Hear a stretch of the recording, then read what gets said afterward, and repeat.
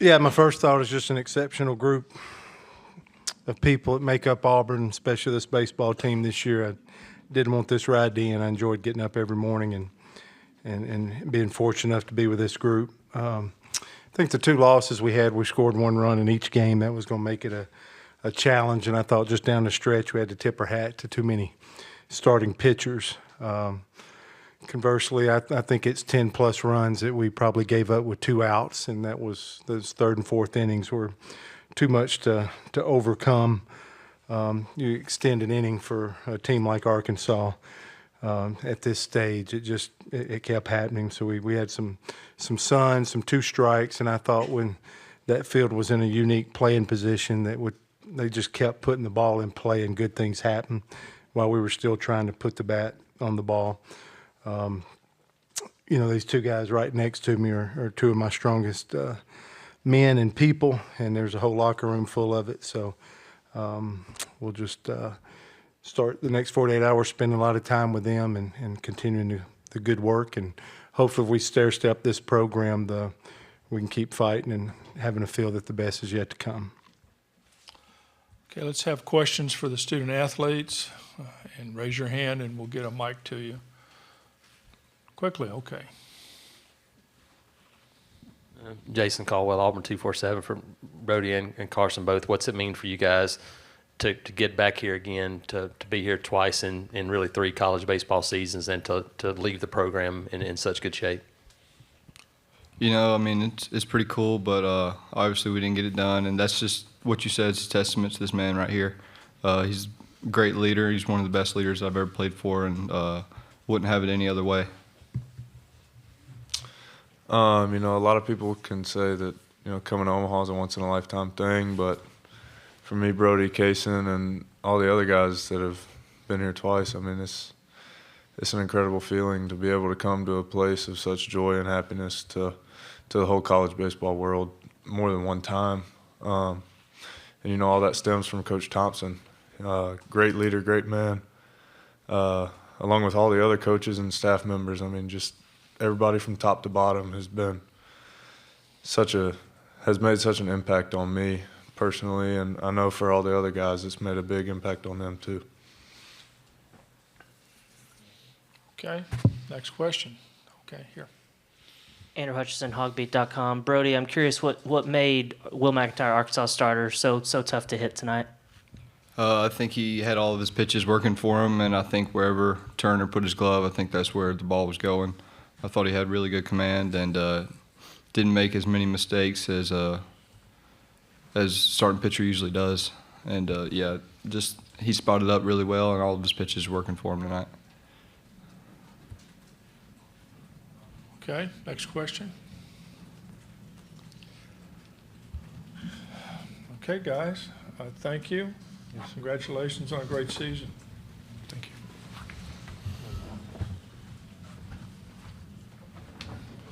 Anything else? Just check with George.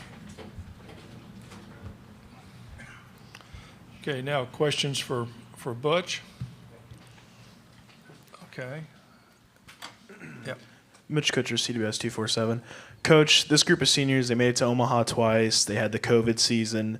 What are you going to remember most about these group of guys when you look back on this team? I just thought they grew so much as men as much as ball players, but they were a joy. You didn't have to do much this year to get them going or keep them going or get them to bounce back. I thought they had a resilient quality about them, and probably their ability to bounce back. If we had an opportunity to play a game tomorrow, I feel like we're in pretty good shape because of the leadership with that group. But a lot of these guys will move on and do some amazing things. We have some young guys that will absolutely benefit from this experience this year. But this was one of the easiest groups to tell them a mission or give them a challenge and then try to go attack it. And that's just a special group of guys led by a lot of our older guys, especially those 2 that were right here next to me. Next question there. Okay, we're going back here first. Andrew Stefaniak, Auburn Daily. Coach, I just wanted to get your thoughts on the state of the program going forward. Yeah, we just kind of work hard every day and try to make the right decisions every day. And you wake up, and that's what's the one thing you can do to make it stronger and better. Such a competitive space. I'm not sure I'm the judge of that. I'm part of it. So your head's down. It has to be observed from somewhere else. These are always hard. I can just imagine in 19 or when every season, it's like you need a minute. The first thing I have to do is meet with every coach and every player and then figure out where I got to be in 2 days. And then this was year 30. So Robin and I sitting down, the future and coaching and what do you want to do. But I absolutely know that you can look at pen to paper from the time we've been here to this second and see some growth and stair steps and continuing to be able to do that with our program. But I also think there's some people out doing some amazing things that have left the program in the last few years. So I'm thankful for it, but I'm part of it. I absolutely think we're on the cusp of doing amazing things consistently, and that'll be the driving force to try to leave this program in a better place. Okay, Aaron.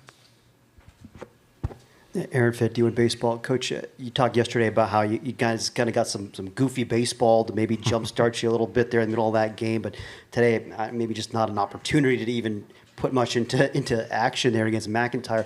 I mean, you think your offense just kind of was fighting it out here a little bit more than maybe you hoped for, I assume? Yeah, I thought it was happening in Oregon State a little bit too. We were so unconscious, kind of mindless in the regional, just swing, and it just didn't catch a lot of breaks, and we didn't make our breaks. I thought yesterday we rose up and fought after trying to engage a little bit, but the two losses, we just, we had to tip our hat to too many pitchers there down the stretch. So it's kind of win-loss, and so I was disappointed because I know what we're capable of from that aspect and would have had to do it to continue in this tournament. It didn't happen. And then, Arkansas was just engaged. It's like you just can't allow them to keep getting extended at bats. And we were trying to put them away, but they just, they were fortunate. A lot of things fell for them, but when that inning got extended, they still had the big hit to go with it. And that wound up being too much for us today. Jason. Jason, Auburn 247. We know each other a little bit now, so your veterans and your transfers, newcomers, all those guys bonded really early. To see those guys after that game, how close they were, what does that mean to you?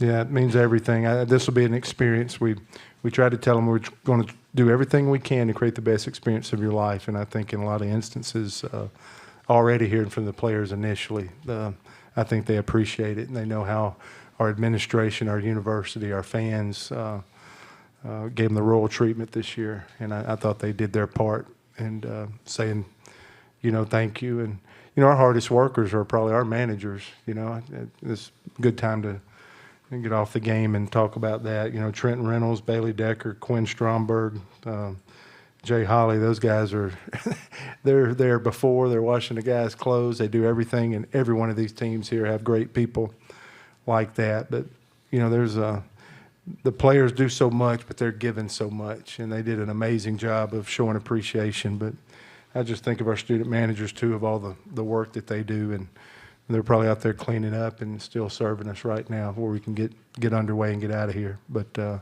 there's a lot of people, a ton of people that make this thing go. But I think it was a great experience for every one of us. I think we found a ton of positive stuff out of this season. You're right here. Andrew Hutchison, hogbeat.com. I think Peyton Stovall didn't play in the series during the regular season. He had 5 hits tonight. What was your perspective of his performance? What made him a tough out?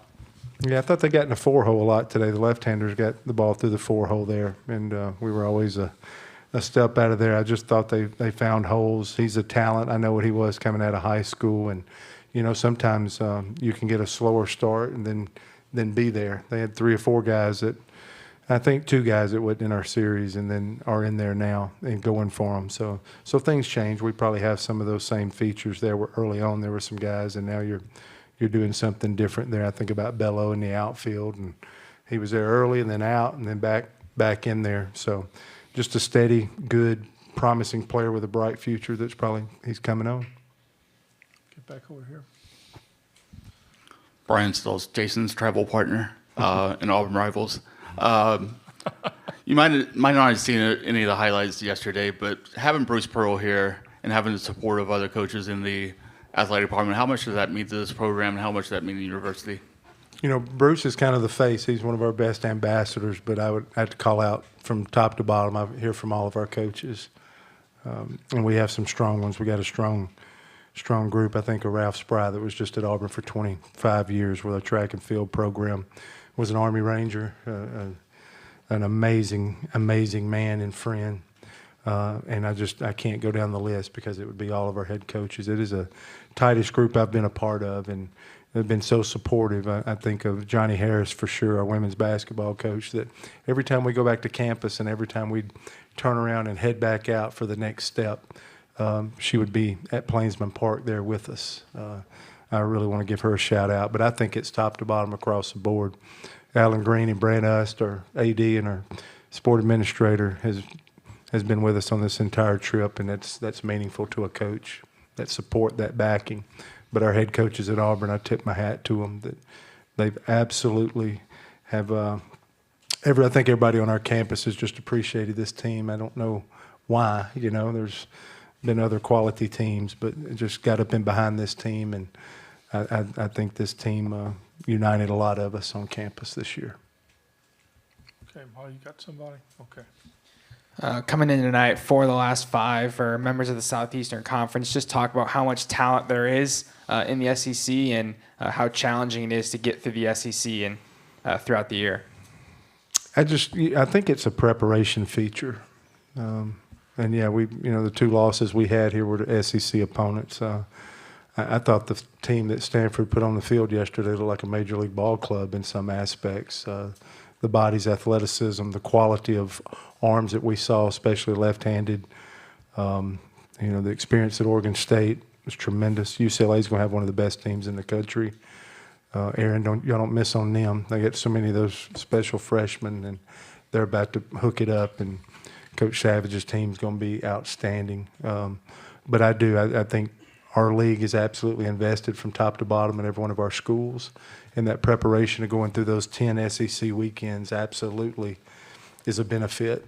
I don't think there's any doubt about it with having to play the level of play consistency every week. You feel like, you're at home, you're on the road. The venues even prepare you for this in such a way. I think we had 93 former SEC baseball players on Major League Opening Day rosters this year. It's just incredible.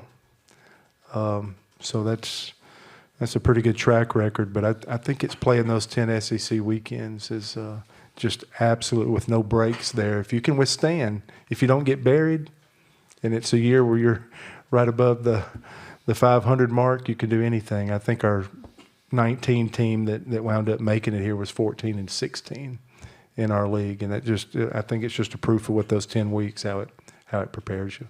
Okay, this will be our last question for Butch. Andrew Stefaniak, Auburn Daily. Coach, at the beginning of the year, you came out and talked about the operation atmosphere and trying to get people excited about baseball, and you could feel the vibes, especially in the regional round. You could feel the vibes around the program. Everybody was excited. A lot of fans out. A lot of people supporting the team. I just kind of wanted to get your thoughts about that and how it went this year. Yeah, I just doubled down and believed in what we're doing. So I doubled down. I wanted people to be there, and didn't know 100% sure that would end. Our last game would be hosting a regional there, but I just sometimes you just bet on yourself and your program, and you try to double down on it. And then you ask some people, can we do X, Y, Z? Can we do a few things? And everybody said absolutely. So team effort across the board. And then, we sold the most season tickets for our program, exceeded 20 after the 19 College World Series team. After coming off a tough year last year, we exceeded the 20 mark and sold more season tickets in the history of our program. So our people stepped up to the plate for this team before we ever played a game. And, I'll never forget that. And I appreciate that. And you know what? I thought our team rewarded them at the end. And I thought that was a nice organic event for us by doing the Operation Atmosphere, to where they stepped up to the plate for us, and I thought we returned the favor there at the end of the postseason. Butch, thank you. Congratulations on another great year. Thank you, sir.